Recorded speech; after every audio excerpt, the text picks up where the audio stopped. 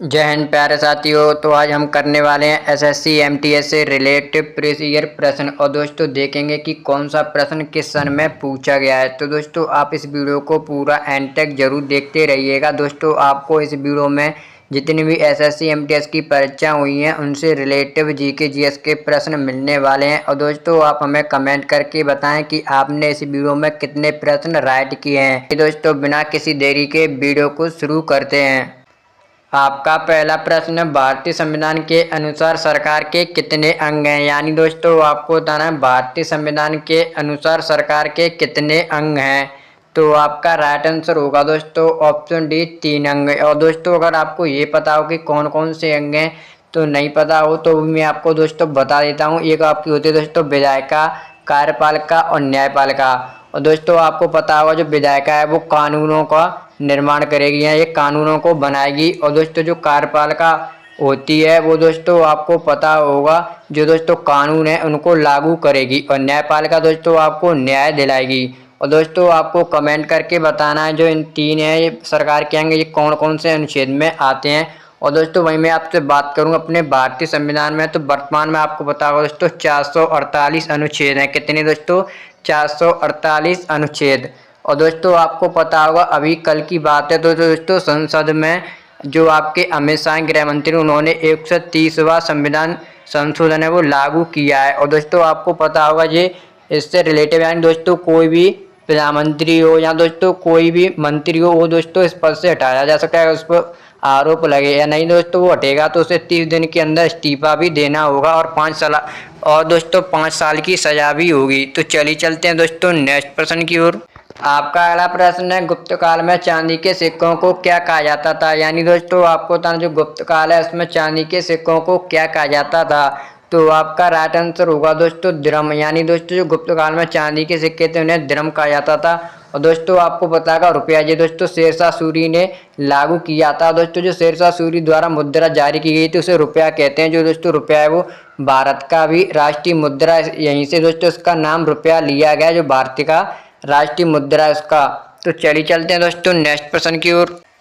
आपका अगला प्रश्न है थॉमस कप किस खेल से संबंधित है। यानी दोस्तों आपको बताना जो थॉमस कप है वो किस खेल से संबंधित है। तो आपका राइट आंसर हो जाएगा दोस्तों ऑप्शन ए बैडमिंटन। जो थॉमस कप है वो बैडमिंटन से रिलेटिव है। तो चलिए चलते हैं दोस्तों नेक्स्ट प्रश्न की ओर।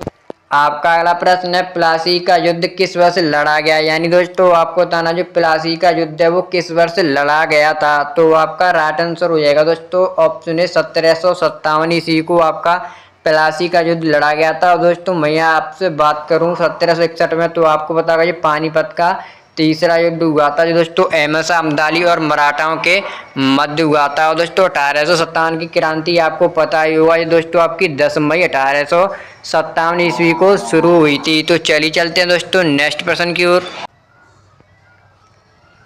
आपका अगला प्रश्न है सबसे भारी प्राकृतिक तत्व कौन सा है। यानी दोस्तों आपको बताना सबसे भारी प्राकृतिक तत्व कौन सा है। तो आपका राइट आंसर होगा दोस्तों ऑप्शन है यूरेनियम। तो मैं आपको उम्मीद दिलाता हूँ अगर दोस्तों आपसे एक भी प्रश्न पूछा जाएगा तो दोस्तों वो आपसे इनसे बाहर नहीं आएगा। मैं आपको दोस्तों फुल जानकारी दूंगा आपको व्याख्या सहित। आपका अगला प्रश्न है विटामिन डी की कमी से कौन सा रोग होता है। यानी दोस्तों आपको बताना जो विटामिन डी है इसकी कमी से कौन सा रोग होता है। तो आपका राइट आंसर हो जाएगा दोस्तों ऑप्शन बी रिकेट्स नामक रोग हो जाता है विटामिन डी की कमी से। और दोस्तों विटामिन डी हमें सूर्य के प्रकाश या सूर्य की ऊर्जा से भी मिलती है। और विटामिन सी की कमी से दोस्तों आपका स्कर्वी नामक रोग होता है। कौन सा स्कर्वी। और दोस्तों आपको पता होगा नाइट ब्लाइंडनेस ये दोस्तों आपका रतौंधी बोलते हैं ये विटामिन ए की कमी से हो जाता है। और दोस्तों आपको हमें कमेंट करके बताना है कि विटामिन बी की कमी से कौन सा रोग होता है। और दोस्तों विटामिन की खोज आपको पता होगा जो फंक था उन्होंने विटामिन की खोज की थी। तो चलिए चलते हैं दोस्तों नेक्स्ट प्रश्न की ओर। का अगला प्रश्न है बड़ा राज्य क्षेत्रफल के आधार पर कौन सा। यानी दोस्तों आपको बताना है भारत का ऐसा कौन सा राज्य है जो क्षेत्रफल के आधार पर बड़ा है।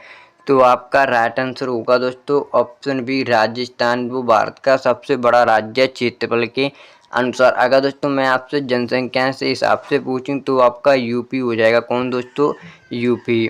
तो चलिए चलते हैं दोस्तों नेक्स्ट प्रश्न की ओर।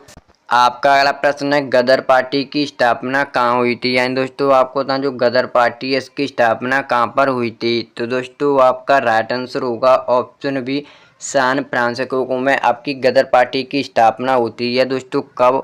1913 ईस्वी में लाला हरदयाल द्वारा की गई थी। 1913 ईस्वी में सैन फ्रांसिस्को में। और दोस्तों आपसे प्रश्न एक और पूछा जाता है किससे। दोस्तों आपको पता होगा जो दोस्तों एनी बेसेंट और बाल गंगाधर तिलक थे, इन्होंने 1916 में होम रूल की स्थापना की थी। इसके साथ दोस्तों ये प्रश्न आपको याद रख लेना है। तो चलिए चलते हैं दोस्तों नेक्स्ट प्रश्न की ओर। आपका अगला प्रश्न है भारत में पंचायती राज्य व्यवस्था सबसे पहले किस राज्य में लागू की गई थी। यानी दोस्तों आपको बताना कि भारत में पंचायती राज्य व्यवस्था सबसे पहले किस राज्य में लागू की गई। तो आपका राइट आंसर हो जाएगा दोस्तों ऑप्शन ए, राजस्थान में सबसे पहले आपकी पंचायती जो राज्य व्यवस्था थी वो लागू की गई थी। कब दोस्तों? 1959 ईस्वी को। ये भी आपको याद रखना है। तो चलिए चलते हैं दोस्तों नेक्स्ट प्रश्न की ओर। आपका अगला प्रश्न है भूदान आंदोलन किसने शुरू किया था। यानी दोस्तों आपको बताना जो भूदान आंदोलन है वो किसके द्वारा शुरू किया गया था। तो आपका राइट आंसर होगा दोस्तों ऑप्शन बी, विनोबा भावे द्वारा भूदान आंदोलन शुरू किया गया था। और दोस्तों आपको बताएगा जो भूदान आंदोलन है वो आप दोस्तों इसके नाम से ही समझ रहे होगे, भूदान यानी भूमि का दान। यानी दोस्तों इसमें जो बड़े बड़े जमींदार थे उन्हें दोस्तों जो विनोबा भावे थे उनसे वो भूमि को दान में लेकर दोस्तों गरीबों में बांटा करते थे। दोस्तों सबसे पहले विनोबा भावे ने अपनी जो पूरी भूमि थी वो दान में दे दी थी गरीबों को। ये आपको याद रखना है। तो चलिए चलते हैं दोस्तों नेक्स्ट प्रश्न की ओर। आपका अगला प्रश्न है शेरशाह सूरी ने किस मुद्रा की शुरुआत की। यानी दोस्तों आपको बताना जो शेरशाह सूरी था उसने किस मुद्रा की शुरुआत की थी। तो दोस्तों आपका राइट आंसर हो जाएगा ऑप्शन ए, रुपया। यानी दोस्तों जो शेरशाह सूरी उसने रुपया की शुरुआत की और दोस्तों यहीं से जो भारत की मुद्रा है उसका नाम रुपया पड़ा है। और दोस्तों आपको पता होगा जो शेरशाह सूरी इसने ग्रैंड ट्रक रोड भी बनवाया था जिसे दोस्तों क्या बोलते हैं, जीटी रोड। और दोस्तों आपको पता होगा जो शेरशाह सूरी है दोस्तों इसका मकबरा आपका कहाँ है, सासाराम बिहार में स्थित है। ये भी आपको याद रखना है। तो चलिए चलते हैं दोस्तों नेक्स्ट प्रश्न की ओर। आपका अगला प्रश्न है विजयनगर साम्राज्य की स्थापना किसने की। यानी दोस्तों आपको बताना है विजयनगर साम्राज्य की स्थापना किसने की थी। तो आपका राइट आंसर होगा दोस्तों ऑप्शन ए, हरिहर और बुक्का दोनों भाइयों ने मिलकर विजयनगर साम्राज्य की स्थापना की थी। तो चलिए चलते हैं दोस्तों नेक्स्ट प्रश्न की ओर। आपका अगला प्रश्न है राष्ट्रपति शासन किस अनुच्छेद के तहत लगाया जाता है। यानी दोस्तों आपको बताना जो राष्ट्रपति शासन है वो किस अनुच्छेद के तहत लगाया जाता है। तो आपका राइट आंसर हो जाएगा दोस्तों ऑप्शन बी, अनुच्छेद 356 के तहत आपका राष्ट्रपति शासन आता है। और दोस्तों मैं आपसे बात करूं अनुच्छेद 360 में, तो आपको पता होगा अनुच्छेद 360 में आपका वित्तीय आपातकाल है। क्या दोस्तों? वित्तीय आपातकाल। और दोस्तों आपको कमेंट करके बताना है कि जो वित्तीय आपातकाल है वो भारत में कितनी बार लग चुका है। और दोस्तों आपको पता होगा जो इमरजेंसी आपका आपातकाल है वो 352 अनुच्छेद में है। तो चलिए चलते हैं दोस्तों नेक्स्ट प्रश्न की ओर। आपका अगला प्रश्न है तुगलक वंश की स्थापना किसने की थी। यानी दोस्तों आपको बताना जो तुगलक वंश है इसकी स्थापना किसने की। तो आपका राइट आंसर होगा दोस्तों ऑप्शन बी, गयासुद्दीन तुगलक द्वारा तुगलक वंश की स्थापना की गई थी। तो चलिए चलते हैं दोस्तों नेक्स्ट प्रश्न की ओर। आपका अगला प्रश्न है मंगल पांडे किस रेजिमेंट से जुड़े थे। यानी दोस्तों आपको बताना जो मंगल पांडे थे वो किस रेजिमेंट से जुड़े थे। तो आपका राइट आंसर होगा ऑप्शन ए, 34वीं बंगाल नेटिव इन्फेंट्री। और दोस्तों आपको पता होगा जो मंगल पांडे थे वो दोस्तों पहले आपके क्रांतिकारी थे, जो सबसे पहले फांसी दी गई थी इन्हीं को, मंगल पांडे जी को। और दोस्तों आपको पता होगा जो मंगल पांडे ने सबसे पहले आपकी 1857 क्रांति थी इन्होंने ही शुरुआत की थी। और दोस्तों ये आपकी 10 मई 1847 ईस्वी में इसकी शुरुआत होती है सिपाही विद्रोह के नाम से। तो चलिए चलते हैं दोस्तों नेक्स्ट प्रश्न की ओर।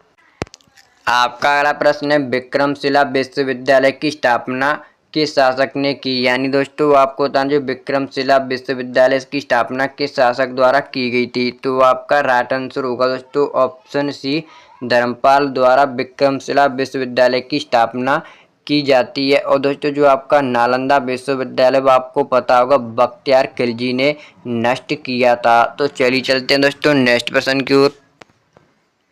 आपका अगला प्रश्न है, इंडियन नेशनल आर्मी की स्थापना किसने की थी? यानी दोस्तों आपको बताना इंडियन नेशनल आर्मी की स्थापना। तो आपका राइट आंसर होगा दोस्तों ऑप्शन बी, रास बिहारी बोस द्वारा दोस्तों इंडियन नेशनल आर्मी की स्थापना की गई थी। तो चलिए चलते हैं दोस्तों नेक्स्ट प्रश्न की ओर।